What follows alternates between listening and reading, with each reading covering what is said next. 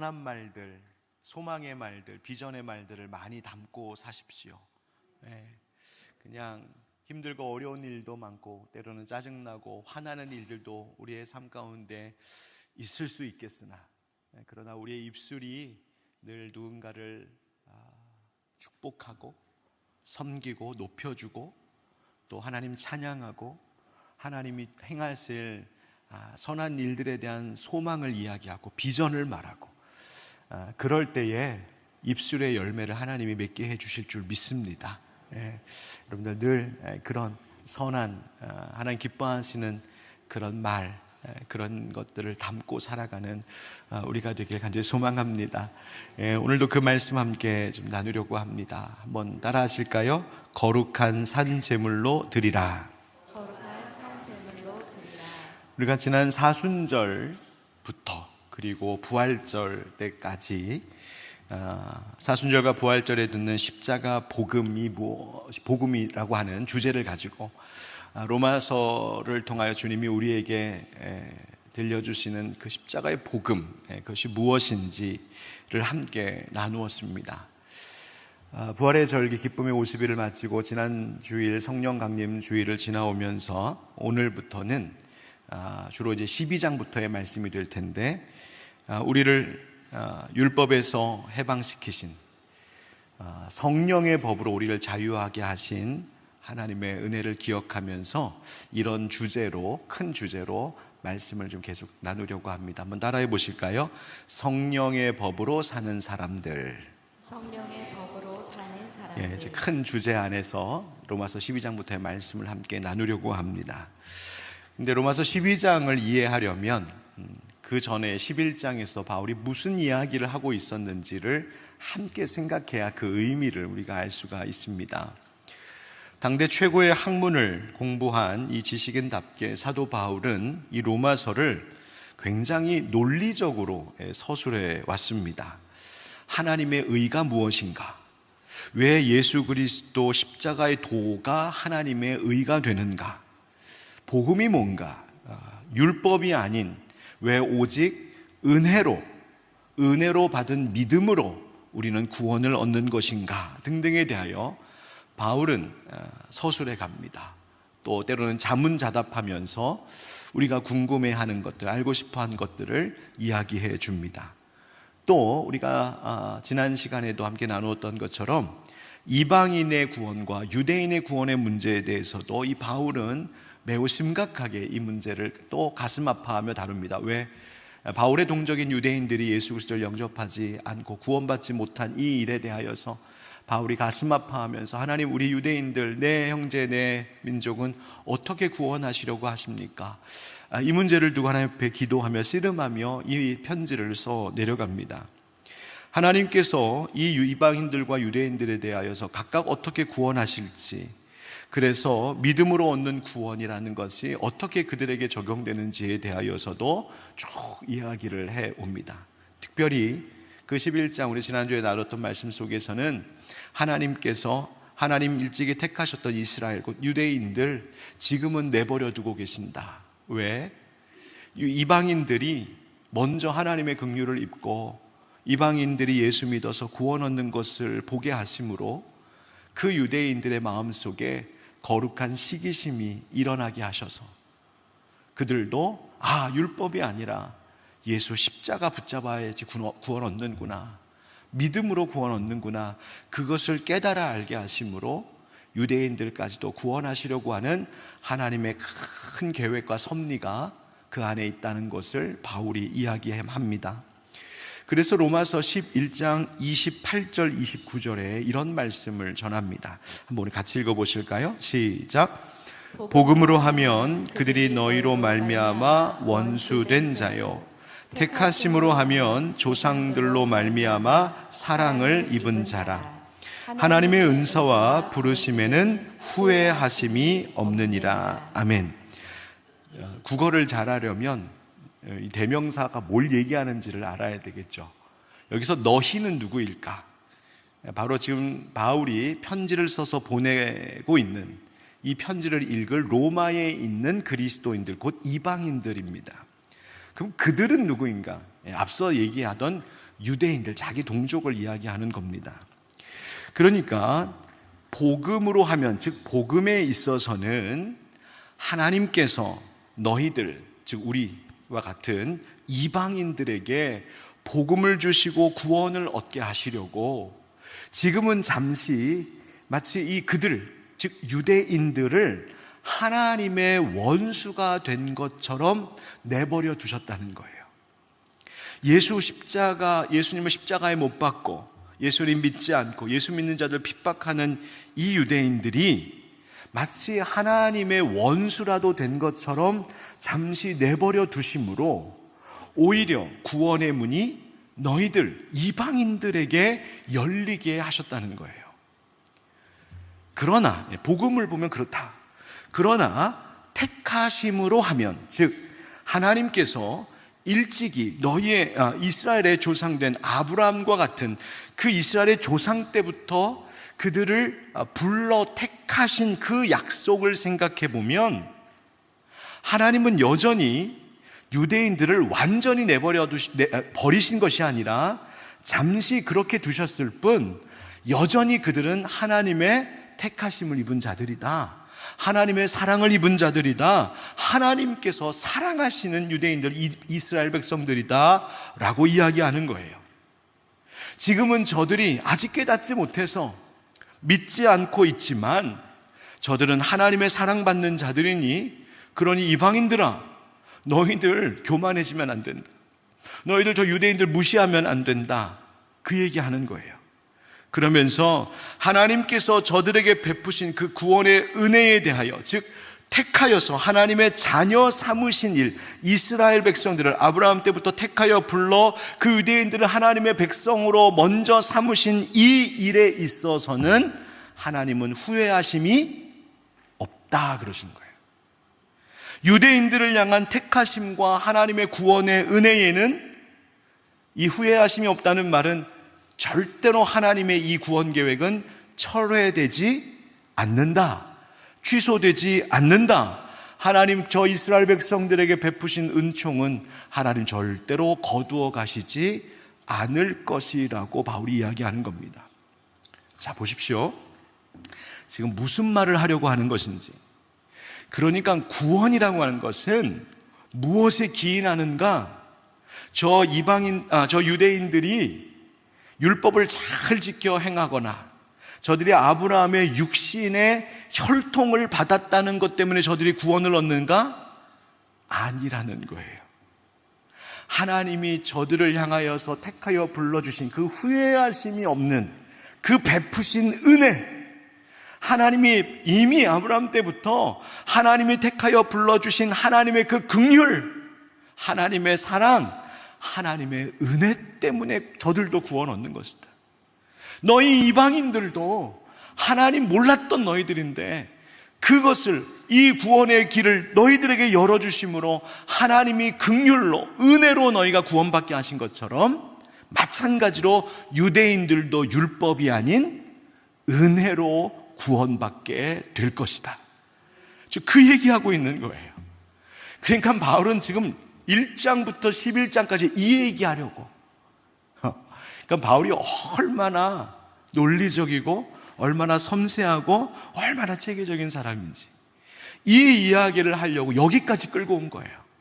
결국 우리가 구원 얻는 것은 우리의 행위, 우리의 공로, 우리의 노력이 아니라, 혹은 우리의 혈통도 아니요, 오직 하나님의 은혜로 구원 얻는 것이다. 여러분 믿으십니까? 그것이 이방인들에게 뿐만 아니라 유대인들에게도 마찬가지라는 거예요. 여러분, 이것이 우리가 구원의 확신을 가질 수 있는 근거입니다. 내가 처음 예수 그리스도를 믿고 구원받을 수 있는 것, 은혜로 되었던 것이죠. 사람의 노력, 공로 아니었습니다. 내가 구원 얻을 믿음을 얻게 된 것도 하나님이 그 믿음 주셨기 때문이었어요.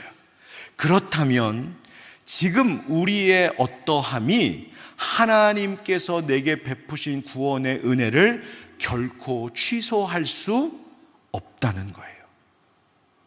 이것이 우리가 언제든 하나님께 다시 돌아갈 수 있는 이유가 된다는 겁니다. 내가 지금 어떠한 모습으로 있든, 내가 얼마나 연약함 가운데 있든, 내가 하나님 보시기에 얼마나 어리석고 때로는 하나님의 마음을 아프게 했던, 여전히 우리를 향한 하나님의 긍휼, 우리에게 은혜를 베푸신 하나님의 그 구원의 은혜는 절대로 취소되지 않는다는 거예요. 그래서 우리가 소망이 있는 거예요. 여러분, 오해하지 마십시오.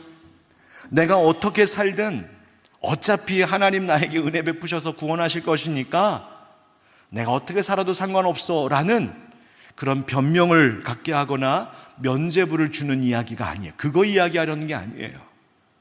우리가 넘어지고 비록 때로는 우리가 실수하며 죄 가운데 있다가도, 그러나 하나님께 내가 때로는 멀어져 있다가도, 그러나 내가 회개하고 하나님께로 달려 돌아가면 하나님 언제든지 우리를 다시 맞이해 주시는, 언제든지 그 은혜가 넉넉하신 하나님이심을 추호에도 의심치 말라는 말이에요. 왜?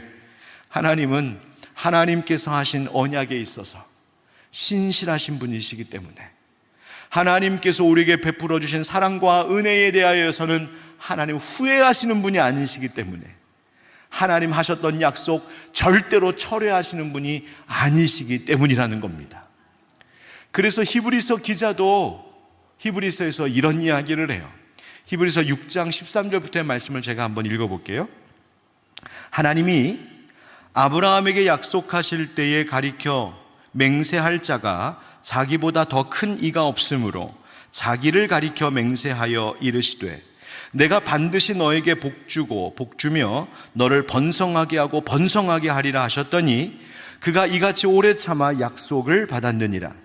사람들은 자기보다 더 큰 자를 가리켜 맹세하나니 맹세는 그들이 다투는 모든 일의 최후 확정이니라.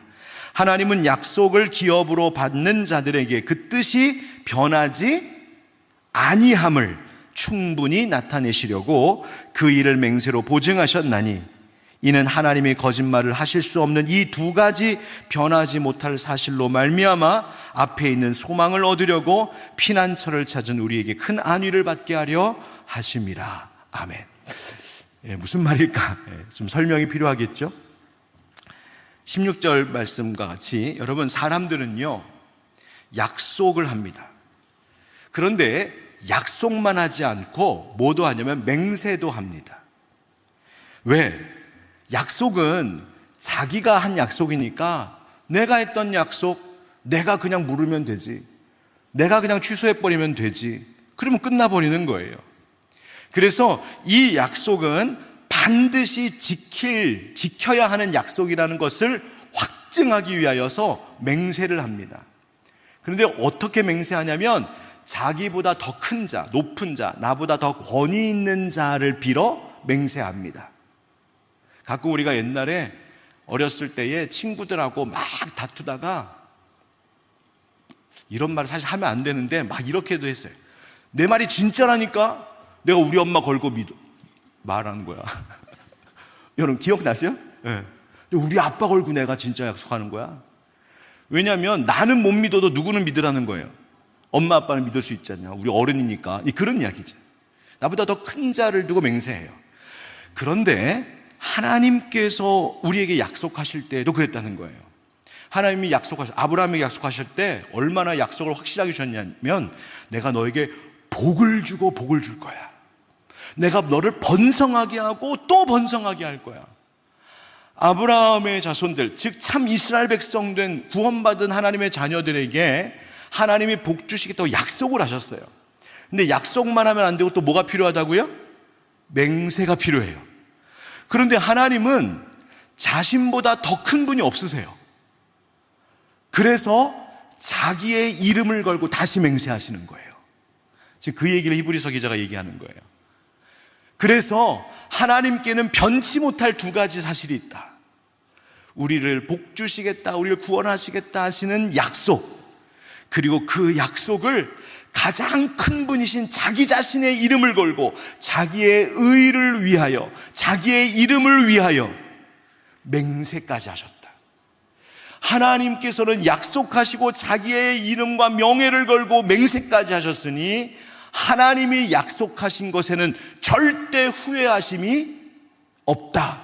하나님의 약속에는 철회함이 없다. 하나님의 약속은 취소됨이 없다. 하나님의 약속은 하나님이 반드시 지키시고 이루실 것이다. 이 이야기를 지금 히브리서 기자가 이야기했던 거예요.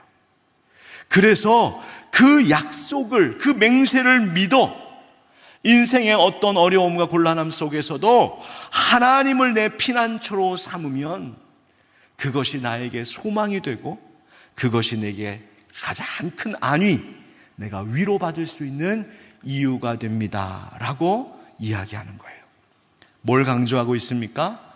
하나님 우리를 택하시고 우리에게 은혜 베풀어 주시고 우리를 구원하신 이 일에 하나님 반드시 그 일을 이루시고 지키시고 완성할 것이니 하나님을 믿어 의심치 말라는 이야기예요. 여러분, 바로 바울이 이야기했던, 그리고 히브리서 기자가 이야기했던 그 신실하신 하나님이 오늘도 우리의 예배를 받으시고 우리의 찬양을 받으시고 우리에게 지금도 말씀하시고 우리의 기도를 들으시는 하나님이신 줄 믿고 그 하나님만을 온전히 피난처로 삼으며 하나님께 소망과 안위를 얻는 우리 모두가 되기를 예수님의 이름으로 축원드립니다. 자, 그런 맥락 속에서 바울이 얘기하는 거예요. 그러니 나는 의심치 않는다. 하나님께서 언젠가 때가 되면 내 동족, 내 이스라엘도, 내 가족도, 내 형제들도 하나님 반드시 구원하실 것을 나는 믿는다. 그 얘기를 하고 있어요. 그러면서 30절, 11장 30절부터 이렇게 이야기합니다. 너희가 전에는, 즉 이방인들이죠, 너희가 전에는 하나님께 순종하지 아니하더니 이스라엘이 순종하지 아니함으로 이제 긍휼을 입었는지라. 그러니까 너희가 원래는 불순종하던 자들이었는데 지금은 이스라엘 백성들이 불순종하고 있어서 하나님의 은혜와 하나님의 긍휼이 지금 너희에게로 옮겨져 갔다는 거예요. 31절, 이와 같이 이 사람들이 순종하지 아니하니, 즉 지금 이 이스라엘 백성들이 지금 불순종 가운데 있는데 이는 너희에게 베푸시는 긍휼로 이제 그들도 긍휼을 얻게 하려 하십니다. 너희도 불순종하던 자들이었는데 이제 하나님이 너희에게 긍휼을 베풀지 않으셨냐? 그러니 이 이스라엘, 이 유대인들도 지금은 불순종하고 있으나 하나님께서 반드시 그들에게 긍휼을 베푸시는 때가 올 것이다. 그래서 32절 같이 읽겠습니다. 시작.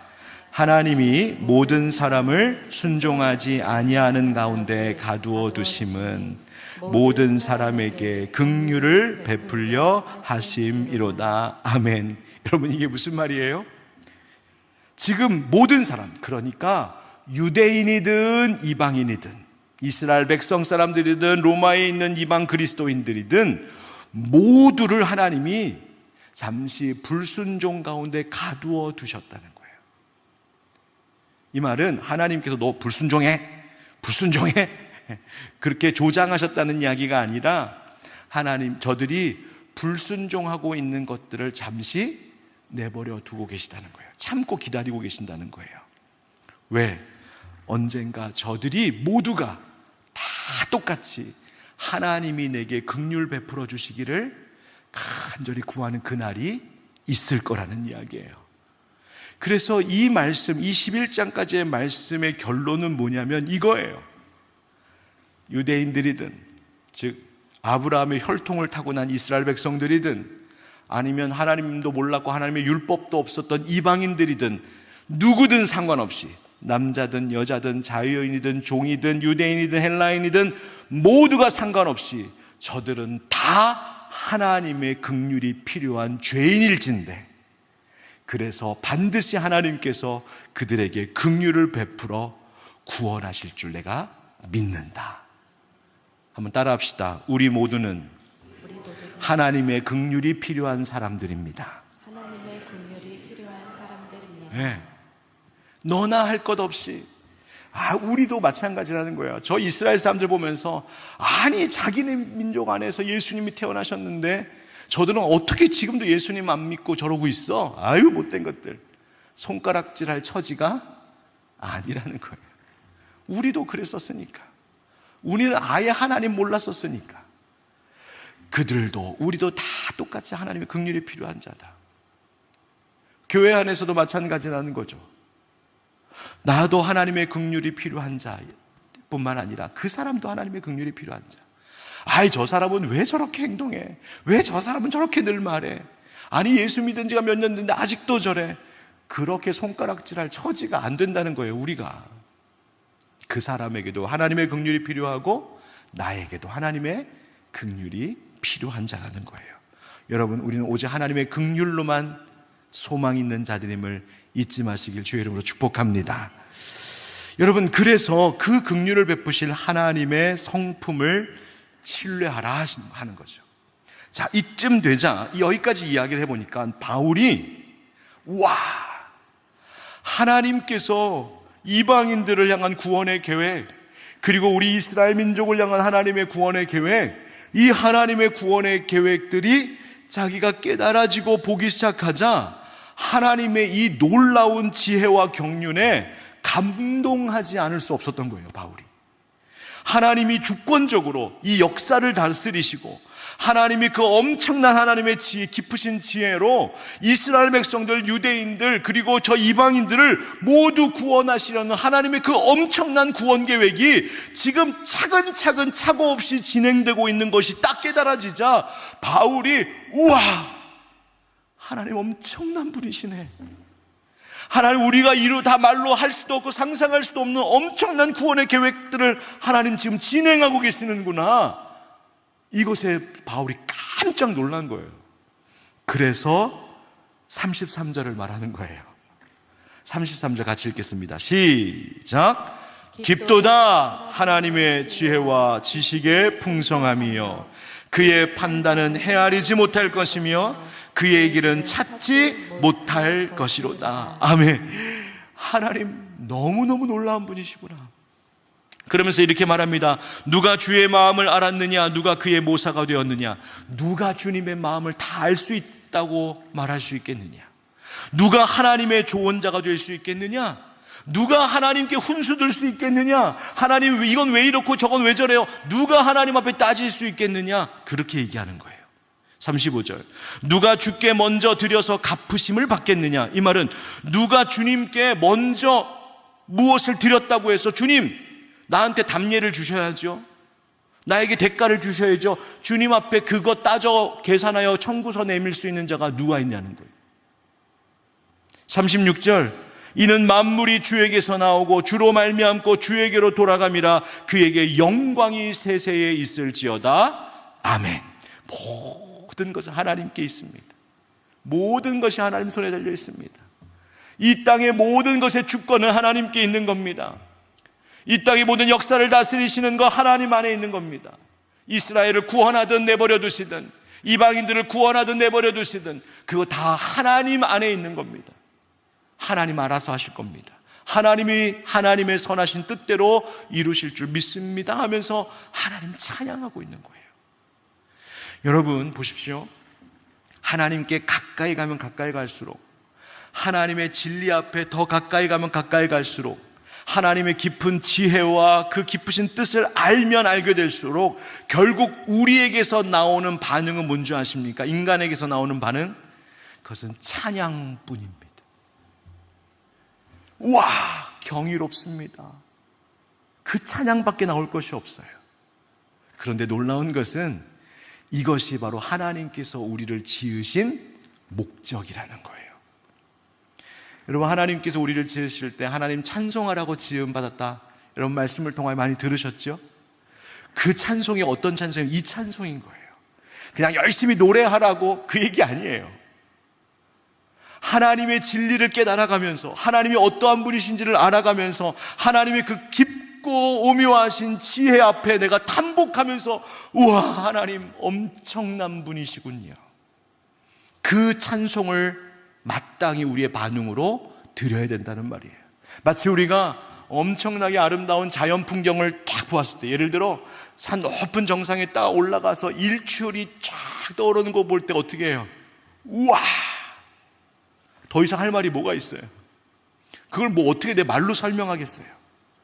하나님께서 만드신 광활한 대지와 엄청난 자연 만물을, 어떠한 것들을 딱 봤을 때에 우와 멋지다. 여러분 그 말밖에 할 말이 더 뭐가 있어요?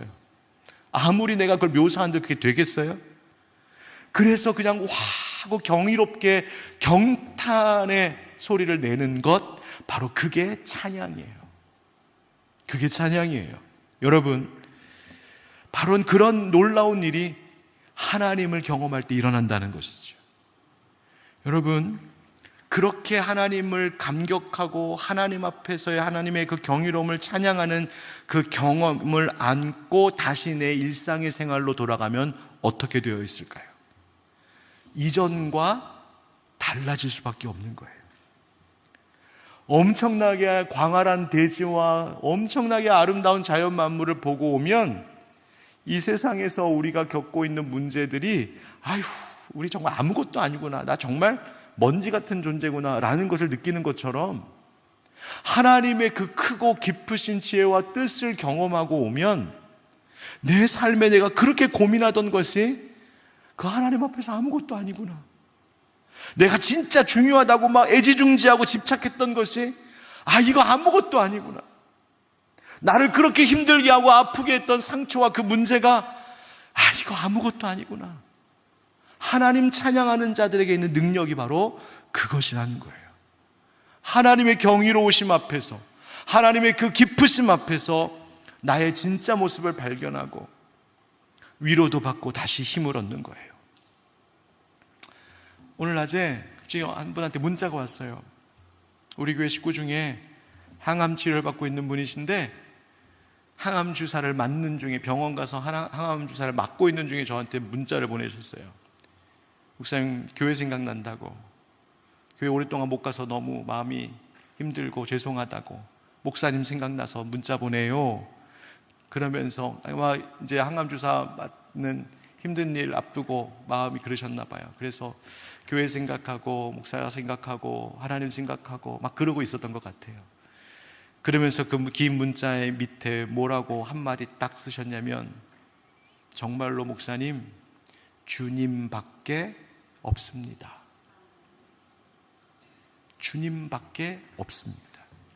암과 싸우고 있는 분이에요. 힘든 시간을 보내고 있는 분이에요. 그런데 주님밖에 없습니다. 그게 찬양이에요.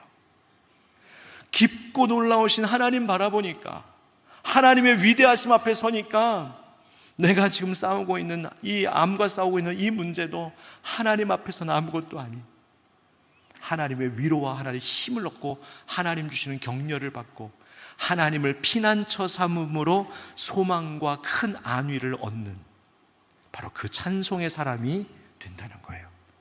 여러분, 하나님의 말씀을 더 깊이 깨달아가고 삶 속에서 하나님이 역사하시는 일들을 바라보면서 하나님의 그 깊고 오묘하신 지혜와 뜻을 깊이 깨달아 알아감으로 우리의 삶에, 우리의 마음에, 우리의 입술에 하나님을 찬송함이 그치지 않는 하나님 기뻐하시는 예배자들 되시기를 주의 이름으로 축복합니다. 자, 그런데 복음서에도 보면은요, 이 하나님의 경이로움을 경험한 제자들이 있었어요. 예수님께서 산에서 변모하셨을 때, 그죠? 예수님께서 영화로운 모습으로 변모하셨을 때 그 모습이 얼마나 경이롭고 놀라운지 베드로가, 그 중에 한 명이었던 베드로가 뭐라고 했다고요?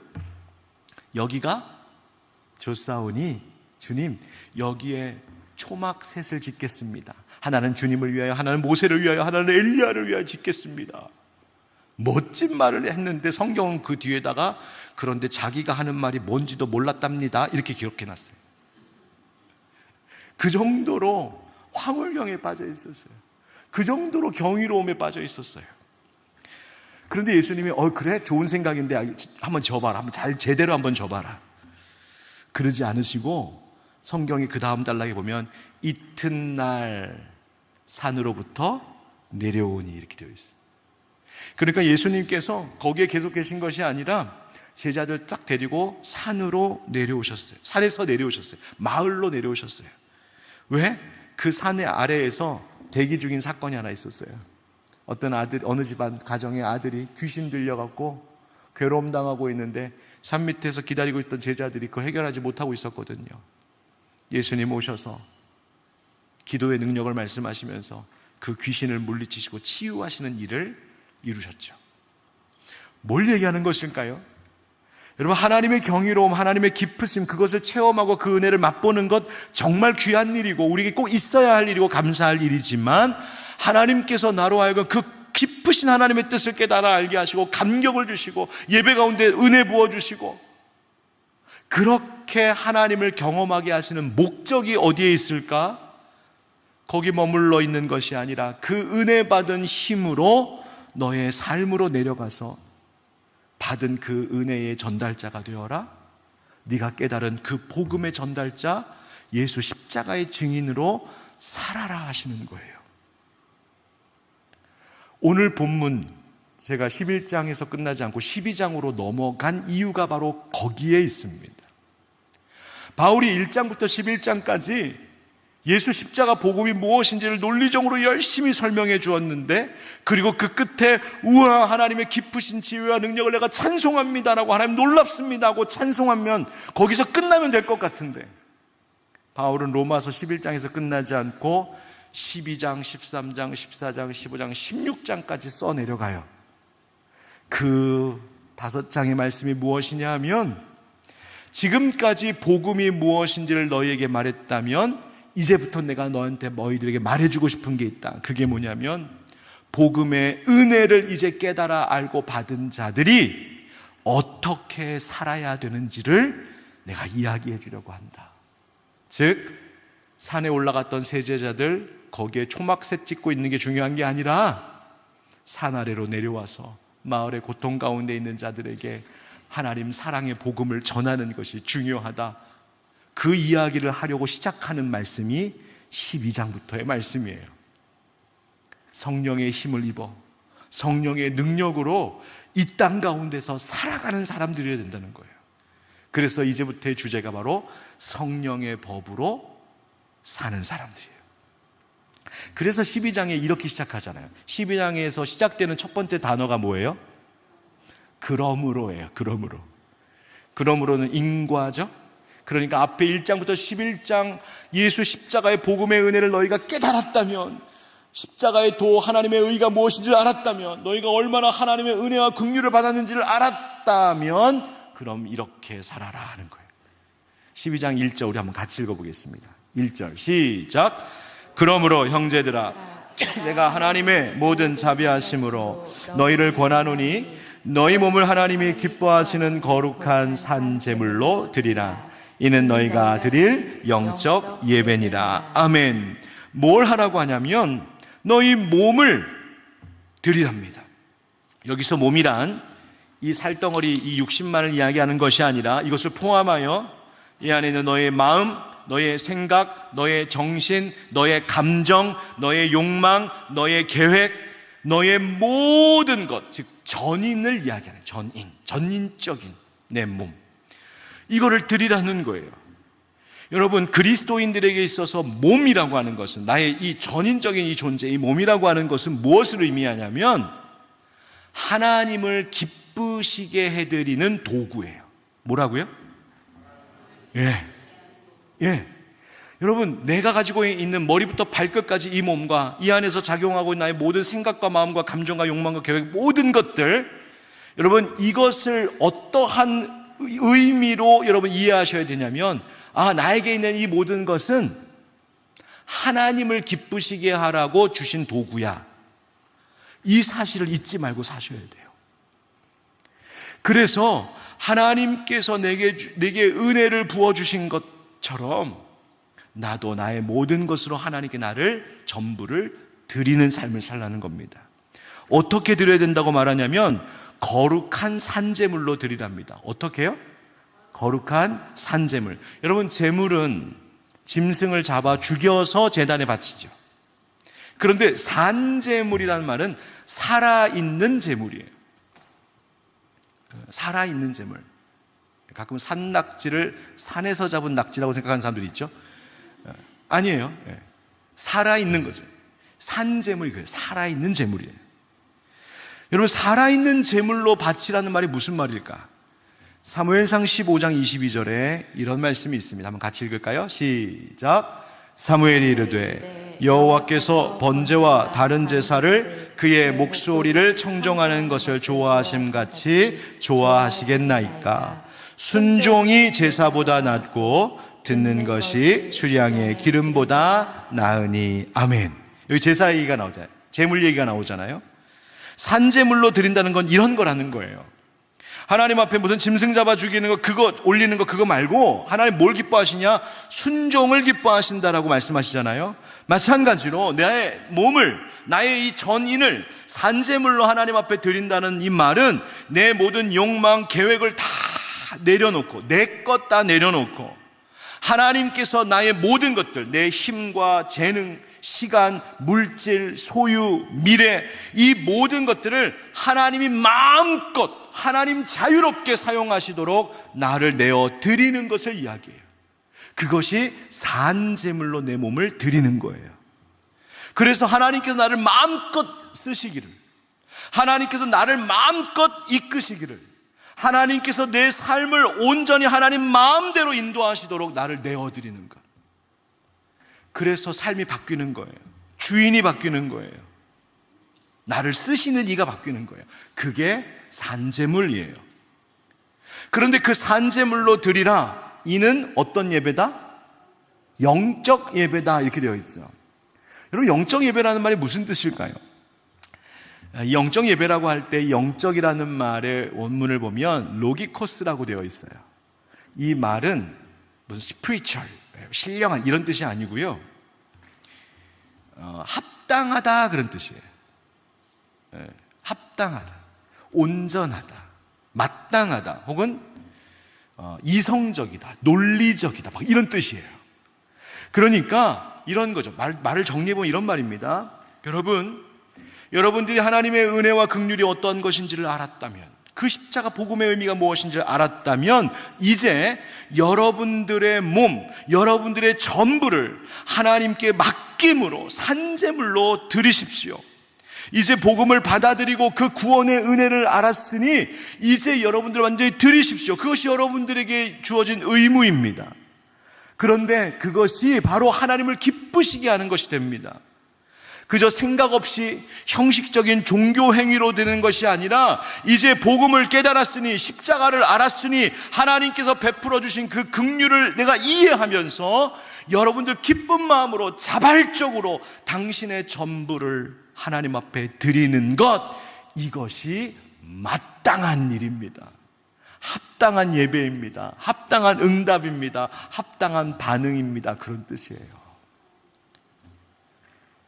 그렇다면 나를 그렇게 산 제물로 드리는 그 합당한 나의 반응으로 산다는 건 어떻게 하는 걸까? 2절 말씀이 그래서 나오는 거예요. 2절 다 같이 시작. 너희는 이 세대를 본받지 말고 오직 마음을 새롭게 함으로 변화를 받아 하나님의 선하시고 기뻐하시고 온전하신 뜻이 무엇인지 분별하도록 하라. 아멘. 간단히 정리할게요. 여기는 세 가지 중요한 명령이 나와요. 세 가지예요. 첫 번째는 본받지 말아라. 두 번째는 변화를 받아라. 세 번째는 분별하라. 한번 첫 번째 따라하겠습니다. 세상이 아닌 하나님을 본받게 하소서. 세상이 아닌 하나님을 본받게 하소서. 여러분, 우리는요, 주변 사람들과 주변의 환경에 굉장히 많은 영향을 받으며 삽니다. 우리가 사회적으로 얼마나 많은 영향을 받으며 사는지 사회심리학의 어떤 실험을 보니까, 사람들이 이 문제의 정답이 뭔지를 다 각각 알고 있으면서도 다수의 의견이 잘못된 대로 이렇게 몰려도 다수가 가니까 그냥 가더랍니다. 내가 답이 뭔지를 아는데 많은 사람들이 이게 답이다라고 얘기하면서 쭉 몰리니까 답을 알면서도 그러면서 그냥 가더랍니다. 우리가 생각하고 행동하는 것에 있어서 타인의 가치관, 내가 속한 어떤 집단의 규범, 문화적인 어떤 분위기, 혹은 계속해서 내가 노출되고 있는 어떤 반복되는 메시지, 이런 것들이 우리의 행동과 생각을 형성한다는 거예요. 우리가 독립적으로 판단하고 생각하는 것 같지만 우리는 늘 자주 보는 것, 자주 듣는 것, 자주 만나는 사람들로부터 영향을 받습니다. 세상에 많은 것들에 영향을 받아요. 그래서 사탄은 우리가 굉장히 많이 노출되어 있는 많은 도구, 이 세상에 있는 문화적인 이기들을 통하여서 우리가 하나님께 영향을 받는 자들이 아니라 세상 권세의 영향을 받고 사단의 영향을 받는 자들이 되도록 우리를 유혹하는 거예요. 그래서 오늘 성경에 보니까 이 세대를 본받지 말라 합니다. 이 말은 너 짐 싸들고 산으로 올라가라, 세상 사람들과는 어울리지도 말아라, 그런 뜻이 아니라 세상의 가치관, 세상의 틀 속에 내가 거기에 매이면 안 된다는 이야기를 하시는 거예요. 여러분, 한번 물어보겠습니다. 여러분, 요즘에 늘 본받고 싶어하는 어떤 대상을 혹시 가지고 계십니까?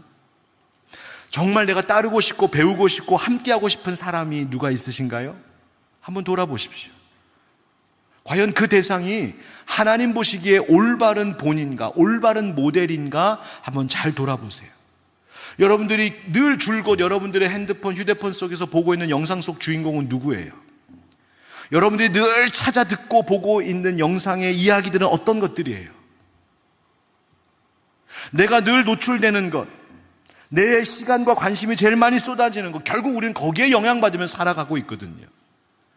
그래서 세상은 우리를 끊임없이 그 세상의 틀 속으로 집어넣으려고 합니다. 그러나 여러분, 복음은 우리를 세상으로부터 이별하라고 하진 않지만 세상과 다른 사람으로 살라고 이야기하고 있는 거예요. 그래서 에베소서 5장에도 너희는 하나님을 본받는 자가 되라 하고, 히브리서에도 그들의 믿음을 본받으라 하고, 요한 3서에도 사랑하는 자여 악한 것을 본받지 말고 선한 것을 본받으라 하는 거예요. 여러분, 하나님 본받는 자 되시기를 주의 이름으로 축복합니다. 하나님께 영향받는 삶을 사십시오. 말씀에 영향을 받고 하나님을 경외하는 경건한 사람들로부터 영향을 받으셔야 됩니다. 여러분, 그래서 그것이 하나님을 기쁘시게 하는 일 되기를 주의 이름으로 축복합니다. 두 번째, 따라합니다. 새로운 마음으로 변화시켜 주소서. 새로운 마음으로 변화시켜 주소서. 여러분, 우리가 세상을 본받지 말아야겠다 그럼 저절로 하나님 기뻐하시는 삶을 살 수 있게 될까요? 아니요. 내가 세상을 본받지 않기 위해서 세상과 거리를 둘 수 있습니다. 나쁜 것도 안 하려고 할 수 있고, 죄를 피하려고도 할 수 있고, 세속적인 것들을 멀리하려고 할 수 있어요. 그것도 중요하지요. 그런데 바울이요, 단순히 세상의 풍조를, 세상을, 이 세대를 본받지 말아라 라고 하는 금지 명령으로 끝나지 않고 그 다음 뭐라고 합니까? 오직 마음을 새롭게 함으로 변화를 받으라 합니다. 여러분, 변화하라 그럽니까? 변화를 받으라 합니까? 변화를 받으라는 거예요. 여러분, 우리는 종종 내 힘으로 나를 변화시키려고 해요. 화내지 말아야지, 짜증내지 말아야지, 우울해지지 말아야지, 걱정하지 말아야지, 염려하지 말아야지, 용서해야지, 더 사랑해야지, 더 섬겨야지, 더 거룩해져야지. 그런데요, 우리가 그 결심이 자꾸만 넘어져요. 왜 그런지 아십니까? 내가 겉으로 나타나는 행동만 바꾸려고 했지, 그 행동의 원인이 되는 내 중심, 내 마음의 변화를 받지 못했기 때문입니다. 그래서 바울은 뭐라고 지금 얘기하냐면 마음의 변화를 받으라 합니다. 여러분, 이 마음을 새롭게 한다는 거, 우리 생각이 바뀌는 것이고 가치관이 바뀌는 것이고요, 세상 바라보고 인생 바라보는 눈이 바뀌는 것이에요. 중요하게 여기던 것들이 달라지는 거예요. 가치 있게 여기던 것들이 달라지는 거예요. 내가 예전에는 성공하는 것이 중요했다면 이제는 하나님의 뜻이 이루어지는 게 더 중요하고, 예전에 내 자존심이 중요했다면 오히려 내가 사랑하고 용서하고 하나님의 사랑을 나타내는 것이 더 중요해지고, 내가 원하는 대로 사는 것이 자유라고 느꼈었다면 이제는 하나님께 순종할 수 있는 자유가 얼마나 귀한 것인지를 알고 그 마음이 바뀌는 거예요. 그런데 그 마음이 하루아침에 변화되지 않습니다. 성경은 이야기합니다. 하나님의 말씀으로 우리가 변화된다고요. 여러분, 왜 그런지 아십니까? 우리가 지난 주일 말씀 혹시 여러분 기억하시나요? 하나님의 영, 주의 호흡. 우리가 흙으로 빚어졌잖아요. 그죠? 그런데 그 코에 무엇을 불어넣으셨다고요? 생기를, 하나님의 호흡을 불어넣어 주셨어요. 그래서 우리가 사는 거예요. 그런데 그 하나님의 생기, 그 호흡으로 지어진 것이 뭔지 아십니까? 말씀입니다. 그래서 디모데후서에서 사도 바울이 이야기해요. 디모데후서 3장 16절 같이 읽어봅시다. 시작. 모든 성경은 하나님의 감동으로 된 것으로 교훈과 책망과 바르게 함과 의로 교육하기에 유익하니. 아멘. 모든 성경은 뭐로 됐다고요? 하나님의 감동. 여기서 하나님의 감동이 바로 그거예요. 하나님의 호흡, 하나님의 생기, 하나님의 영, 성령으로 된 것이다. 그러니 여러분, 우리의 마음이 바뀌고 우리가 새로워지려면 어떻게 해야 될까? 하나님의 생기가 우리 가운데 불어넣어져야 되는데, 하나님의 생기, 하나님의 호흡이 불어넣어진다는 것은 뭘까? 그 하나님의 호흡으로 지어진 말씀 앞에 날마다 머무르는 거예요. 말씀으로 나를 채우는 거예요. 말씀 앞에 내가 서는 거예요. 여러분, 하나님의 말씀 속에서 하나님의 크심을 경험한 사람은 달라질 수밖에 없어요. 그래서 신앙생활의 핵심이 뭐냐면, 억지로 나를 자꾸 바꾸는 것, 그것이 아니라 하나님 말씀 앞에 머무르는 거예요.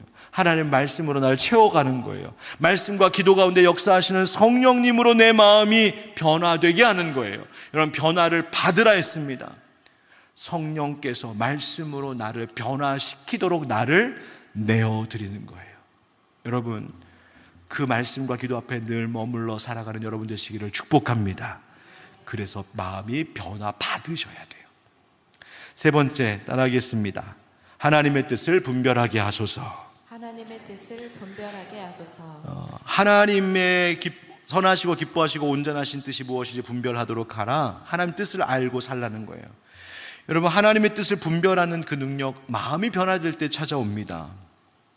그런데 여러분, 하나님의 뜻을 우리가 자꾸 분별하지 못하겠다는 이유가 뭘까요? 예전에요, 제가 지금은 좀 많이 변했어요. 근데요, 예전에는 제가 이랬답니다. 가족들과 함께 바깥에서 식사를 하게 되는 일이 있으면 제가 이제 물어봐요. 여보 뭐 먹고 싶어? 당신 먹고 싶은 거 먹자. 얘들아, 너희들 뭐 먹고 싶니? 너희 먹고 싶은 거 먹으러 가자. 그러면 이제 안싸고 얘기해요. 여보, 칼국수? 그러면 칼국수 좋은데? 근데 뭐 다른 거 없을까? 그 애들 뒤에서 아빠 피자 먹으러 가자. 피자. 아, 피자? 피자? 글쎄, 그래, 피자도 괜찮은데 뭐 없을까? 몇 번을 해요. 그럼 이제 슬슬 눈치를 채줘주면 가족들이, 아빠 순댓국, 그거 괜찮다, 야. 자, 여러분 보세요. 요즘은 안 그래요. 제가 요즘 많이 변했어요. 제가 많이 순해졌어요. 근데 여러분, 왜 그랬을까요? 이미 제 마음속에는 순댓국이 차 있었어요.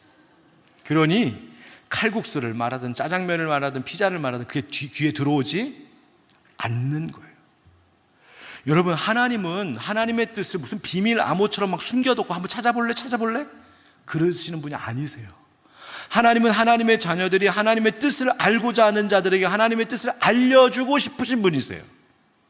그런데 하나님의 뜻을 우리가 물으면서도 내 마음속에 욕심이 가득 차 있고, 하나님의 뜻을 물으면서도 내 속에 세상의 가치관으로 꽉 내 마음이 사로잡혀 있고, 하나님의 뜻을 물으면서도 세상 것에 대한 관심으로 가득 채워져 있고 내 고집으로 가득 채워져 있으니, 하나님이 온갖 여러 가지 통로를 통하여 하나님의 뜻을 내게 보여주셔도 보이지 않는 겁니다. 들리지 않는 겁니다. 하나님의 뜻보다 항상 내 뜻이 더 크게 보이는 거예요. 하나님의 말씀보다 내 생각이 더 항상 크게 들리는 거예요. 그래 놓고는 내 생각, 내가 더 크게 보이는 것 붙잡고는 이게 하나님의 뜻인가 보네. 역시 하나님은 내 편이셔. 여러분, 아니요. 하나님의 뜻을 분별하려면 내가 붙잡고 있던 거 먼저 내려놔야 돼요. 하나님의 뜻은 선하시고 기뻐하시고 온전하신 뜻이래요. 하나님의 뜻이 선하다는 것은 하나님은 항상 우리에게 선한 계획을 가지고 계시다는 뜻이에요. 온전하신 뜻 할 때 이 온전하다는 말은 테텔로이스, 예수님께서 십자가에 달려 돌아가실 때 다 이루었다 할 때 그 단어예요. 하나님의 뜻은 반드시 이루어지는 뜻이다. 그렇다면 하나님께 나를 맡길 수 있는 거죠. 하나님, 나는 지금은 이해가 되지 않고 지금은 답답하지만 하나님, 나를 향한 하나님의 뜻은 선한 뜻인 줄 믿습니다. 하나님의 뜻이 이루어지면 하나님이 내 인생을 기뻐하실 줄 믿습니다. 하나님, 지금은 모든 것이 미완성인 것 같고 모든 것이 늦어지는 것 같지만 하나님은 온전하신 뜻이니 하나님의 뜻은 반드시 이루어질 줄 믿습니다. 그거 고백하며 사는 거예요. 여러분, 때로는 이렇게 물을 수 있죠. 목사님, 그래도 내 인생에 불행이 닥쳤을 때 하나님 뜻이 도대체 뭘까요? 내가 갑자기 큰 병이 내게 찾아오고 사업과 직장의 일이 너무너무 잘 안 되고 자녀는 계속 방황하고 있고 사람들에게 상처받고 그러다 보니 내 신앙도 막 다운되고 이 어려움과 고통 속에 도대체 하나님의 뜻이 뭔가요? 여러분, 이런 일이 있으시거든 먼저 이렇게 고백하십시오. 하나님, 제가 하나님의 뜻과 의도가 무엇인지는 지금은 다 모르겠지만 하나님의 뜻은 선하고 온전하신 뜻일 줄 믿습니다. 그리고 고백하세요. 하나님 실패하지 않으시는 분이신 줄 압니다. 하나님은 하나님의 부르심과 은혜 주심에 후회하심이 없는 하나님이라고 하셨죠. 하나님 실수하심이 없는 하나님이라고 하셨죠. 하나님의 선한 뜻이 이루어질 줄 믿으니 저로 하여금 기다리게 해주십시오. 인내하게 해주십시오. 지금을 잘 견디게 해주십시오. 그리고 어떤 상황에서도 하나님 믿음 흔들리지 않게 해주십시오. 그러면 하나님이 그 고통스러운 병 중에도 내 영혼을 만지시고 믿음을 세워가시는 거예요. 어렵고 힘든 형편 속에서도 하나님 날 굳건하게 하시고 나에게 살 길을 내시는 거예요.